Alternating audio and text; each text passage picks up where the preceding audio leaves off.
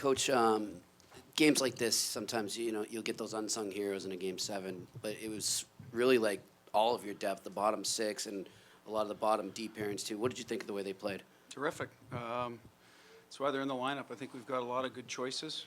Very difficult to tell a couple of guys that didn't play they weren't going to. They played part of the series. We talked about at the start of the series, we felt we needed a certain type of lineup to beat Toronto. We finally found it late in the series. I thought Game 6 and 7 we skated well. And a guy like Nordstrom is a good part of that. Kuhlman, Corrali, obviously. The odd thing about this series for us is we actually got healthier as the series went on. Usually in the playoffs, it's the opposite. So for us to get guys back, John Moore, Johansson was ill, had been hurt. Corrali, I think, helped us a lot. And Donnie's done a great job with depth. So we've been able to use different players because of injuries. And, knock on wood, I believe we're going to be healthy going into the Columbus series with the group we finished with. Ty? John Tavares and Mitch Marner were an impressive combo this year. They got off to a good start, but you really neutralized them towards the end of the series. They got on the board with the goal tonight, but what was your focus there on that end to keep them in check? Well, one is puck management. I mean, Game 1 we gave Marner, he made a great read on an entry, but, it's a turnover and a breakaway. Right after that, we turned one over at the blue line. Tavares gets a breakaway, so they start feeling good about themselves. I mean, if teams do that to Pastas and the DeBrus, they're going to pay the price too. So I think Bergie and Z, that matchup, you got two high-end players with Marsh and Charlie, and they've got their high-end players out there, so they're kind of seesawing back and forth, and you never know which way it's going to go. But you got really good players, so eventually it settles down. I thought on the power play we did a good job keeping them quiet. We had a breakdown with Marner and Matthews' goal, and I think Game 4 they made a good play, I believe it was. But for the most part, that's another way to keep them quiet. If they're not getting excited on the power play and get some sort of carries over, then it can help you. So I think we had a good game plan there. And at the end of the day, like I said, I think Bergie takes a lot of pride in Marsh, obviously the matchup. We've always trusted Danton Heinen, so he goes in there. Z and Charlie are real good. And I thought they, in fairness to them, I thought they did a good job against Bergie's line too as well. So it was a really good matchup both ways with guys keeping some pretty good offensive players kind of at bay for the most part. Dupes, then Joey. Bruce, I know somewhere in the second half, Grzelcyk had a shot off the point, and at the end of the game you said, I didn't know he had that shot in him. And tonight we see Corrali walk over and rip off that wrister. Did you have the same kind of thought there on that shot? Well, in Game 6 he had a couple of those looks, so I think he was baiting the hook a little bit and snapped one tonight. But Sean has got a quick release. It's not a heavy shot, at least I don't think it is, but because he releases it in full stride, I think he caught the goalie a little bit off guard. It's a huge goal for us. The second period, we came out of it. I think that gave them a lot of life. So to go in early in the third and sort of get the 2-goal lead back. And I thought after that our guys were outstanding in terms of their checking. Said bad line change got us in trouble, the too many men. That was the only time we gave them life. But I thought we did a really good job, and Sean was a big part of that. We talked about missing him at the start of the series. You look at a depth guy and think, wow, how much can you miss him? But we use him in a lot of different ways for us, and he's a valuable playoff guy. Last couple of years, he scored some big goals for us in the playoffs. Coach, Tuukka has that game scoreless. Tuukka has that save on Matthews from the slot, and then follows it out with those 3 consecutive saves on Marner on the partial break. Just those 2 saves specifically, how key was that for you guys? Well, you want to play with the lead. It was huge. Riley was moving around a lot more the last couple of games. I think early in the series they were content to pound pucks from up top, try to outnumber us at the net. He started moving around. He's dangerous. He's a real good skater. He sees the ice, bang, bang play. Into the heart of our defense, something we've done real well all year, and they had avoided making plays into there and trying to get it at the 2-for-1. So it's a really huge save by Tuukka. Listen, I don't think you win any Game 7 unless you're, rarely. Last year we had a 7-4 where it just seemed like it was all offense, but generally speaking, you need your goaltender to hold you in there, and I thought Tuukka was outstanding. Had a real good series. So did Anderson.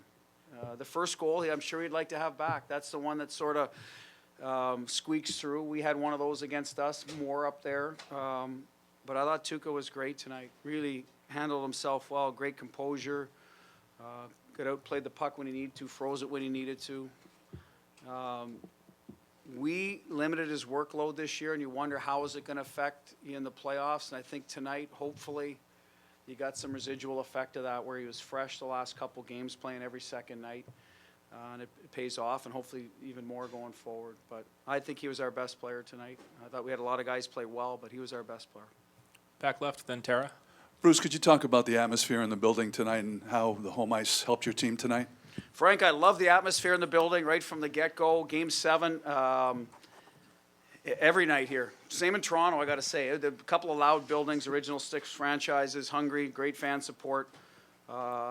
Julian Edelman chugging a beer was awesome. Probably got everyone fired up, including us. Good for him. We'll return the favor at some point down the road. But I thought it was outstanding. But that's Game 7 playoff hockey for you right there. Tara. Bruce, you mentioned the second period in particular, and you talked about Tuukka. How much in the second period did you feel like he kept you in the game, or if that's overstating things? And No, just, that's not overstating. I think that's accurate. and then just overall, have you ever sort of figured out kind of the real love-hate relationships it seems fans have for him? And do you think after a game like tonight? Well, hopefully he's converted a few. I think in sports you have that a lot. I'm a sports fan, other sports, and I have it with certain players on teams I root for. And for me, the time I've known him, he's been a very competitive man, excellent goaltender. We saw it tonight, and hopefully he can start or continue to build on his playoff legacy. It's a big Game 7 win. And like I said, I believe he was our best player. And in the second period, we broke down. We had a tough time moving the puck out of our zone. He was there for us. Now, we end up scoring some goals for him, right? So that's how our team's done it all year. We play for one another. We tend to pick each other up. So he picked us up in the second when we were down.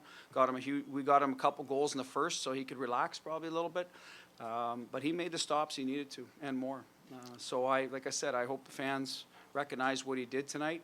I think you have to, as a fan, acknowledge when a player plays well. I know in this town, when you don't, you hear about it, that's fine too. But tonight he played well, and hopefully the people get behind him and acknowledge that. Take two more, Timmy. 3 separate times you trailed in the series, 3 separate times you came back before winning, ultimately winning Game 7 tonight. What does it say about the resiliency of this team? We got a lot of it. We proved it during the year. We played with numerous people out of our lineup, numerous high-end players that we rely on. We plug different people in. We use different people in this series. Stephen Camp for Connor Clifton. I can go down. Different guys contributed. We did have the health of our goaltenders for most of the year. We acknowledged Tuukka there missed with a concussion for a little bit of time, but for the most part, our team defense got us through those tough times. And at the end of the day, you look around the room at Z and Bergie and Krejci and those guys that have been through it. That's the reason this team is resilient. I've said it all along. It's the leadership group. I think as a staff, we always try to go back to work the next day, no matter what happens, good, bad, or indifferent. Learn from the, maybe the stuff you didn't do as well as you'd like, and build on the positive. So you put those two things together. I'm not surprised that our group's able to bounce back. Last one, Jimmy. Coach, early in the series, it seemed maybe at times their defense seemed comfortable, so to speak. But as it went on, it seemed like you guys, your forecheck and everything, you were making them feel a little more uncomfortable. I'm sure you noticed that. How important was that as the series, and how much momentum do you gain from that? Well, I think both teams wanted to play behind the D and force them to break pucks out. We saw that in the second period. They did it to us. We did it in Game 2 physically. And I thought we, took control of the game. We skated well the last 2 games, did it as much with speed and physicality and good sticks. So a combination of both. I think they did it to us as well. So, you could see the first 2 goals. I think were both turnovers on good forechecks.